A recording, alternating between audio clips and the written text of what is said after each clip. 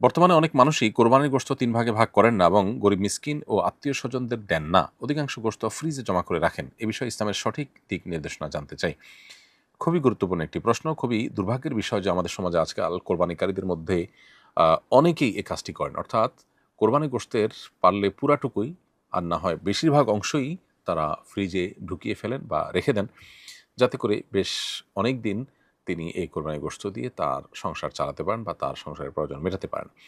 কোরবানি নামই যার কোরবানি, নামই যার ত্যাগ এবং স্যাক্রিফাইস, সেখানে আসলে গোশত স্তূপ করে নিজের ফ্রিজে রেখে দেওয়া বা বেশিরভাগ গোশত নিজে রেখে দেওয়া, নামকাওস্তে কিছু গরিবকে দেওয়া বা গরিবকে বিলকুল না দেওয়া, এটা কোরবানির যে মৌলিক উদ্দেশ্য আছে তার সাথে সঙ্গতিপূর্ণ নয়।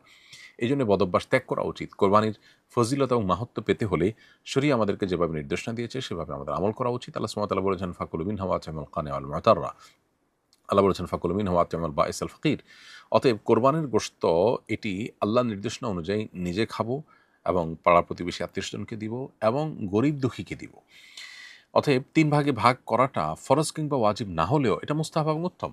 যথাসম্ভব ৩ ক্যাটাগরিতে আমাদের কোরবানির গোশতকে ভাগ করা উচিত এবং নিজেই আল্লাহ তাআলা হালাল করেছেন আমার জন্য খাওয়া কোরবানির গোশত। অতএব আমি নিজে কিছু রাখবো আর দান করে দিব, অন্য মানুষকে দিব, এমনটি হওয়া উচিত। সবগুলো বা বেশিরভাগ গোশত রেখে দেওয়া এটা খুবই অনুত্তম এবং অনুচিত একটা কাজ। কোরবানির ফজিলত এবং মাহাত্ম্য এর ফলে কমে যেতে পারে। এমনকি আমরা মাহরুমও হতে পারি যদি উদ্দেশ্যই হয় এখান থেকে শুধু ফ্রেশ গোশত আহরণ করা কিংবা দীর্ঘদিনের গোশতের চাহিদা মেটানো।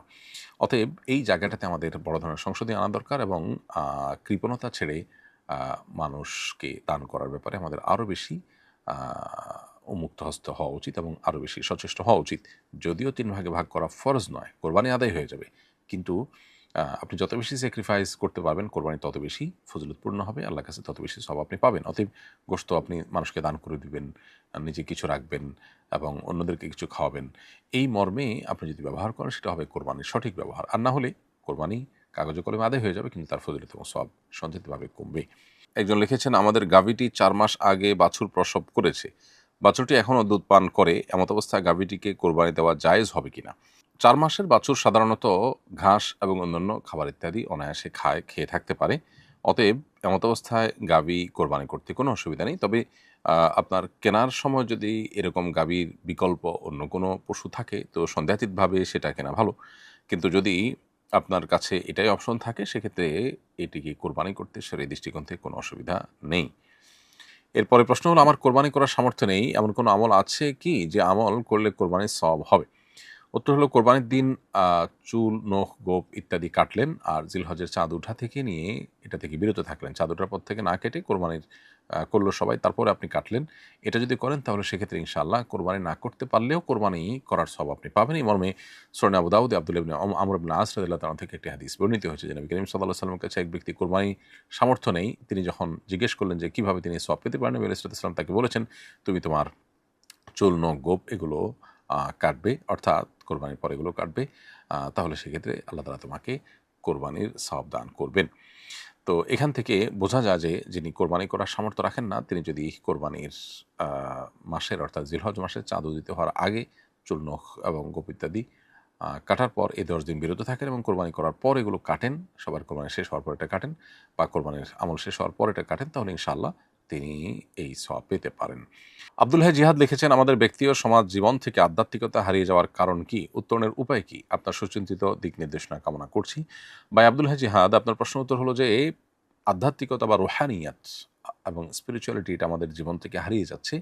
এটা আমরা সবাই কম বেশি জানি। এর অন্যতম কারণ হলো আমরা আ ঈমান এবং তাকওয়ার যে ট্র্যাক সেটা থেকে অনেকটা ছিটকে পড়ছি। দ্বিতীয়ত বর্তমান বিশ্বে যে সমস্ত বহুবিধ ফিতনা আছে এই ফিতনাগুলো আমরা আঁচ করতে পারছি না। ফিতনাগুলো আমাদেরকে গ্রাস করে ফেলছে। ফলশ্রুতিতে আমাদের রুহানিয়ত শেষ হয়ে যাচ্ছে। কোরআনের সাথে আমাদের সম্পর্ক অনেক দুর্বল হয়ে যাচ্ছে। কোরআনের সাথে যার সম্পর্ক যত গভীর হবে, আল্লাহ রাব্বুল আলামিনের সাথে সম্পর্ক, আল্লাহর জিকির এটা যত বেশি হবে, ডোপামিন, বিভিন্ন রকমের নেশার বিভিন্ন বিষয়ের সাথে এনগেজমেন্ট এটা যত বেশি কমানো যাবে এবং একান্তে নিরিবিলি আল্লাহ তাআলার সাথে আ আ আপনার দোয়া করা, ইবাদতবন্দি করার সুযোগ যত বেশি তৈরি হবে তত বেশি রুহানিয়ত তৈরি হবে। হারাম এর সাথে যদি কারো সংশ্লেষ থাকে, আজকাল বিভিন্ন ভিডিও আমাদেরকে দেখতে হয়, সোশ্যাল মিডিয়াতে আমরা স্ক্রল করি, সেগুলোতে নিজের অজান্তে অনবরত মিউজিক আমাদের মধ্যে আসতে থাকে, কানে আসতে থাকে। এগুলোর মাধ্যমে মানুষের রুহানিয়ত শেষ হয়ে যায়। অতএব চোখের গুনাহ, কানের গুনাহ এগুলো থেকে বেঁচে থাকার মাধ্যমে আমাদের রুহানিয়াতকে সবচেয়ে বেশি বৃদ্ধি করা সম্ভব। বিধায় এই বিষয়টাতে আমাদের খুব শক্ত সিদ্ধান্তে আসা দরকার যে আমরা আমাদের নিজেদের স্পিরিচুয়ালিটি এবং রুহানিয়াত, আধ্যাত্মিকতা কোনোভাবে নষ্ট হতে দেব না। প্রয়োজনে এই সমস্ত কানেকশন থেকে, সমস্ত জগৎ থেকে আমরা বের হয়ে আসার চেষ্টা করব। তাহলে ইনশাআল্লাহ আশা করা যায় আমাদের এই হারানো সম্পদ পুনরুদ্ধার করতে পারব। আমাদের মসজিদ সংশ্লিষ্ট অনেক জায়গা পতিত পড়ে আছে। এই জায়গায় আমরা ইসলামী স্থাপত্য সমৃদ্ধ একটি পার্ক করার পরিকল্পনা করছি। সেখানে দর্শনার্থীদের জন্য প্রবেশ ফি নির্ধারণ করা হবে এবং ফি বাবদ সেই আয় মসজিদ ফান্ডে জমা হবে। মসজিদের জায়গায় পার্ক করতে কি শরীয়ী কোনো নিষেধাজ্ঞা আছে? মসজিদ এবং মসজিদের কল্যাণে আরও অনেক কাজ হবে। এই মর্মে যদি জায়গা ওয়াকফ করা হয়ে থাকে তাহলে যে জায়গাকে মসজিদের জন্য ফিক্সড করা হয়েছে এর বাইরে মসজিদের কল্যাণার্থে আরও জায়গা করলে মসজিদে যেন বাচ্চারা আসে সে উদ্দেশ্যে পার্ক করা হলো, এরকম করলে সেটা জায়েজ আছে, জায়েজ হতে পারে।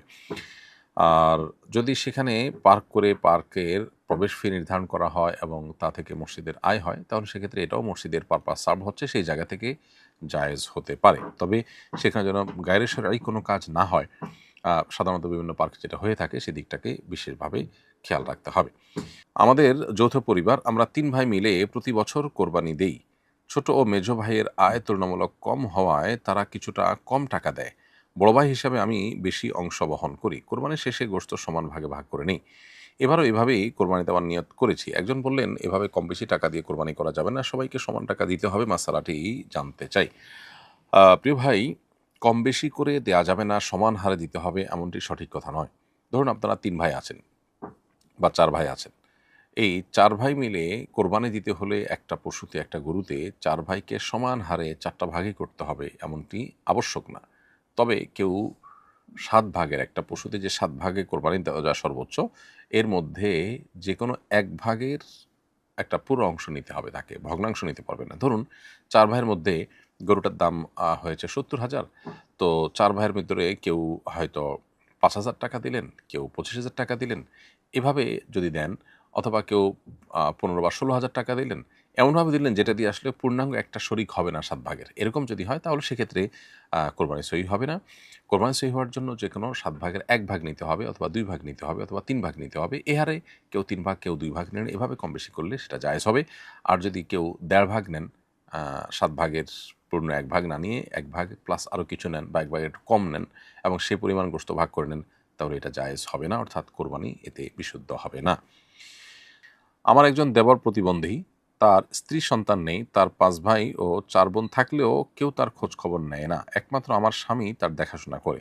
অন্য ভাই বোনেরা সম্মতি দিয়েছে তার সম্পত্তি আমাদের নামে লিখে নিতে পারবো।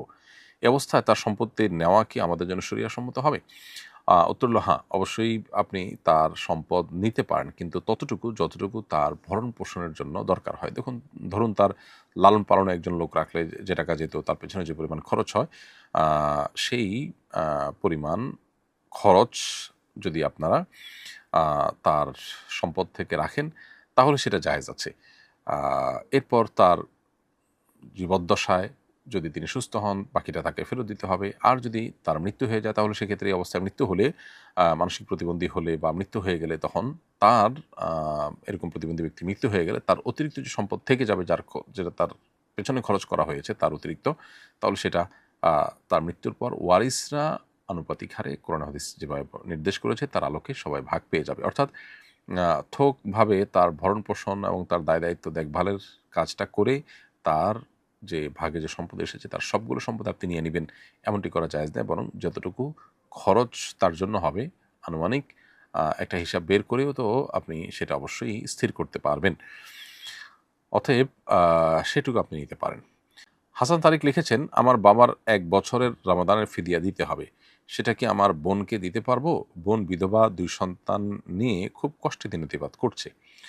ভাই হাসান তারিক, আপনার প্রশ্নের উত্তর হলো যে ফিদিয়া তাদেরকে দেওয়া যায় যাদেরকে যাকাত দেওয়া যায়। আপনার বোন যেহেতু আপনার বাবার সন্তান, আর নিজের সন্তানকে যেহেতু যাকাত দেওয়া যায় না, অতএব তাকে ফিদিয়া হিসাবেও আপনার এই খাদ্য বা আপনার ফিদিয়ার অর্থের পরিমাণ দেওয়া যাবে না। অন্য কাউকে, অন্য কোনো গরিবকে